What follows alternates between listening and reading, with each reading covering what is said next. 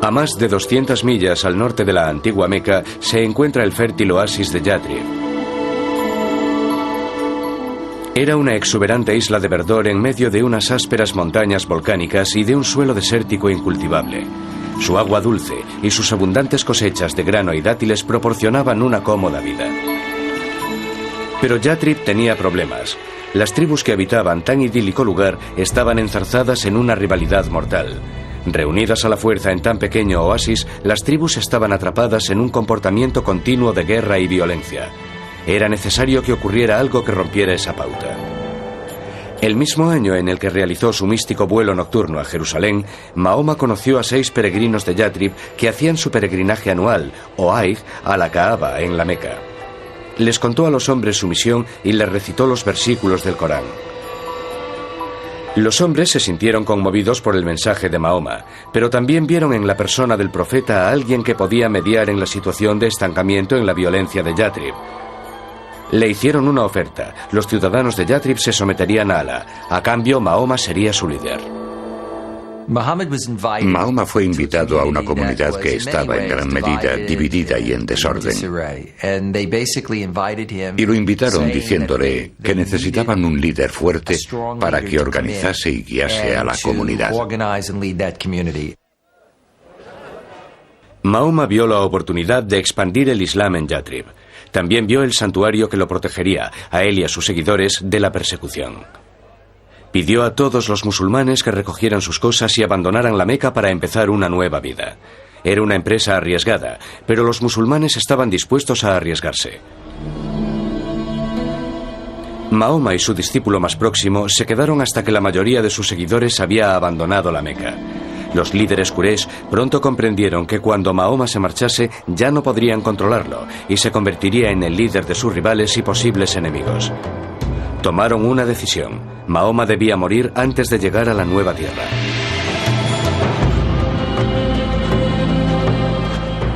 Para que ningún clan cargase con la responsabilidad, se decidió que un miembro de cada uno de ellos le clavaría una espada a Mahoma al mismo tiempo.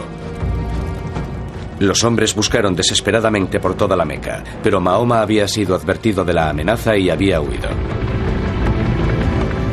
A la mañana siguiente, unos jinetes salieron en persecución de Mahoma y siguieron su pista hasta la entrada de una cueva. Mahoma y su discípulo se ocultaban dentro. Pero la tradición musulmana dice que los asesinos Quraysh encontraron una paloma que anidaba delante de la cueva, cuya entrada estaba cubierta por una telaraña. Los Quraysh llegaron a la conclusión de que no podía haber nadie dentro. Alá había protegido a su profeta. La huida de la Meca en el año 622 es para los musulmanes la Égira. No hay ningún acontecimiento que tenga más importancia en la cultura del Islam. Se convirtió en el principio del calendario musulmán. Supuso el principio de la creación de la comunidad musulmana.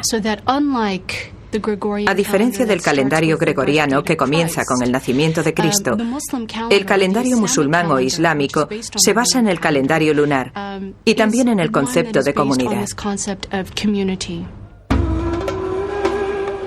Cuando Mahoma llegó a Yatrib, la gente salió a recibirlo y todos querían el honor de alojarlo en su casa. Pero Mahoma dejó que su camello preferido, Kaswa, vagase sin guía por la población. Cuando al final Kaswa se paró y se arrodilló, Mahoma dijo que aquel era el lugar en el que viviría. Ordenó que comenzaran a levantar una casa y la primera mezquita.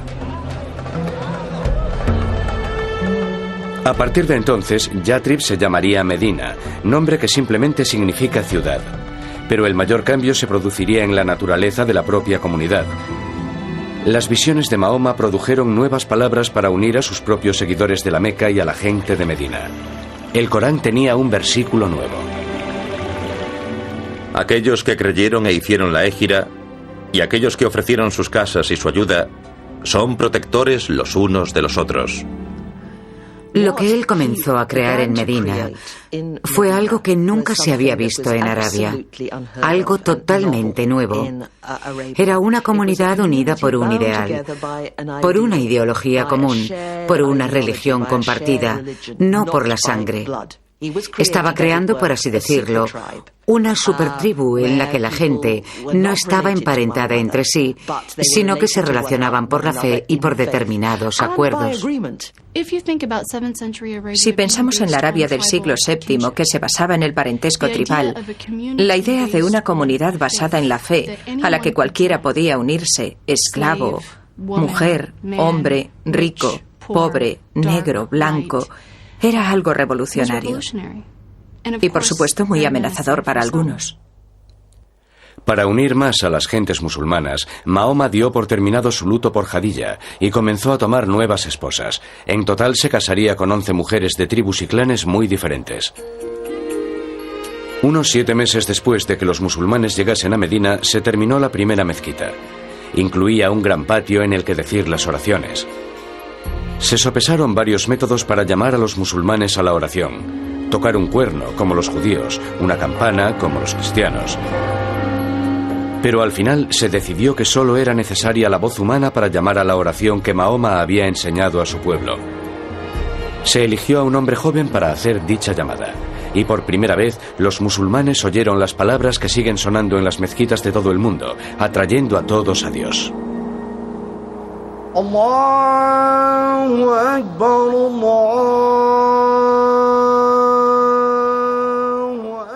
Admito que no existe más Dios que Alá.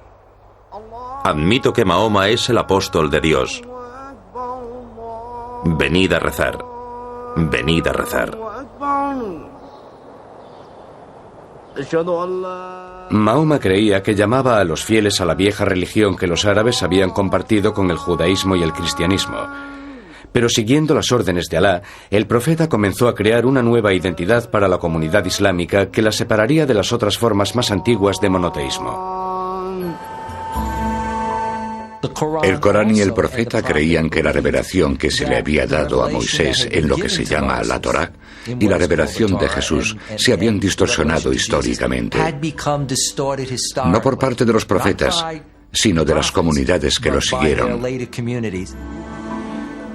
Para dramatizar el alejamiento del cristianismo y el judaísmo, otra orden pasó a formar parte del Corán. Los musulmanes ya no tenían que mirar a Jerusalén para rezar. Desde entonces, los fieles a Dios rezarían mirando hacia la Meca y la Kaaba. Ahora Mahoma tenía la responsabilidad de ocuparse de las tareas mundanas pero importantes, del gobierno. Estas ocupaciones lo alejarían del ministerio del anterior profeta del Islam, Jesucristo.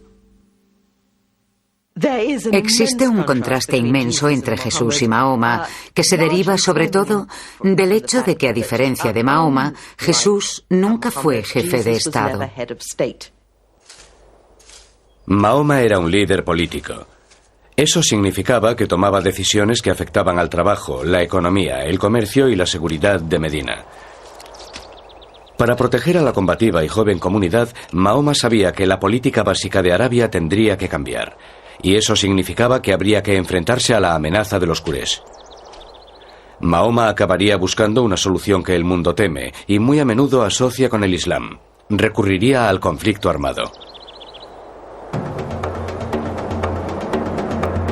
Desde los días de la Meca, las revelaciones de Dios habían llamado a los musulmanes a prepararse para luchar por llevar una vida moral y justa. La palabra árabe que designa esta lucha moral es yihad. La yihad iba a necesitarse en poco tiempo si la comunidad musulmana quería sobrevivir. Porque cuando el profeta y sus seguidores abandonaron la Meca, para todos estaba claro que llegaría el día en el que tendrían que defender sus creencias en la batalla. Ese día estaba cada vez más cerca.